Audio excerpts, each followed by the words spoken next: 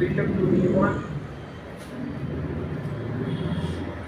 उन्होंने अपनी बहन से कहा, आओ बहन भोजन कर लो। बहन बोली, आज मेरा करवा चौथ का व्रत है, इसलिए चाँद निकलने पर उसे अर्घ्य देकर ही भोजन करूंगी। तब भाइयों ने सोचा कि चाँद के निकलने तक बहन भूखी रहेगी। अतः एक भाई ने पेड़ पर चढ़ गया और वहाँ उसने एक दिया जलाया और दूसरे हाथ से चलनी की ओर कर ली, जिससे वह दूर से चाँद जैसा लगने लगा। फिर बलि मम्मी हाय। जैसा लगने लगा। फिर शेष भाई अपनी बहन को उस नकली चाँद को दिखाकर कहने लगा, बहन चाँद निकल आया, चलकर उसे अर्घ दे दो। बहन अपनी भाभीयों से बोली, चाँद निकल आया, चलो अर्घ। Gary blunders here with 49 seconds. He plays f5. It's a big mistake because Rishi can take the pawn on f5 with his bishop. He भाभीयों बोली, तुम्हारा चाँद निकला होगा, हमारा चाँद तो रात को ही उगेगा।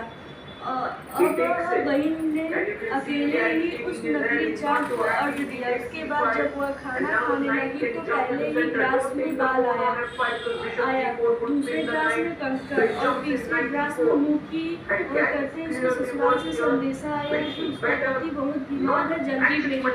अपनी बहन लड़की को विदा करते समय माँ ने रास्ते में जो कोई सुहागी कहने का आशीर्वाद दे, उसके पल्ले में गांठ बांधकर उसे कुछ न कह देना। तब बहन ने जब भाइयों से विदा होकर ससुराल गई तो रास्ते में जो भी मिला वह सच्ची पाने लगे। सबने उसे यही आशीर्वाद दिया, तुम सातों भाइयों की बहन, तुम्हारे भाई सुखी रहे और तुम्हारा आशीर्वाद किसी ने नहीं किया। ससुराल पहुंचे, दरवाजे उसकी छोटी ननद खड़ी थी, वो उसके भी पाँव लगी तो उसने कहा, तुम आगे बढ़ो, तुमको ना उसने यह सुनकर उसके पल्ले में गांठ बांधी और उसने सोने का सिक्का दिया, फिर भीतर गई तो सास ने कहा, तेरा पति पति के पास जाकर उसकी सेवा करने के लिए बैठ गई। बाद में सास ने दासी के हाथ बची खुची रोटी भेज दी। इस प्रकार से समय बीतते गए।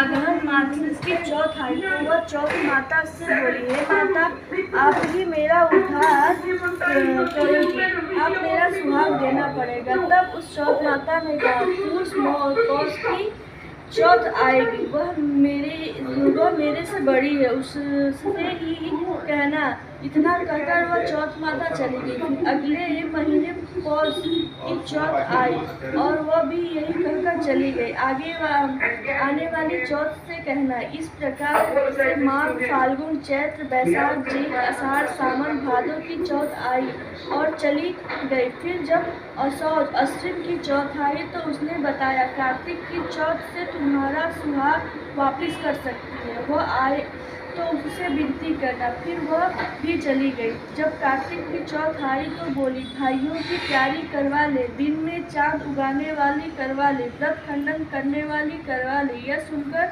चौथ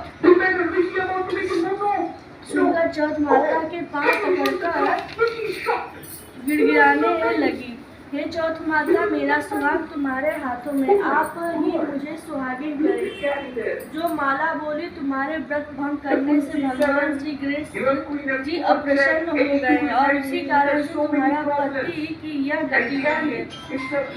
अब यदि तुम पूरे विधि विधान के साथ व्रत करोगी तो तुम्हारा पति जीवित हो सकता है। यह सुनकर उसने विधि विधान पूर्वक व्रत किया और चंद्रमा निकलने पर उसे अर्घ दिया।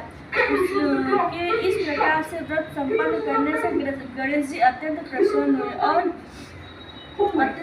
हुए और उसकी आज्ञा पाकर करवा चौथ माता ने अपने से रोली लेकर उसके आदमी पर छींटा दिया। वह उठकर बैठ गया और बोला, आज मैं बहुत सोया।